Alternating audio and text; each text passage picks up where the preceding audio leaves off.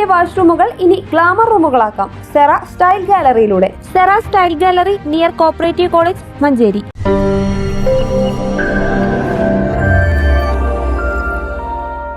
മഞ്ചേരി നഗരസഭ വാർഷിക പദ്ധതിയിൽ ഉൾപ്പെടുത്തി SC യുവതികൾക്ക് വിവാഹ ധനസഹായം കൈമാറി.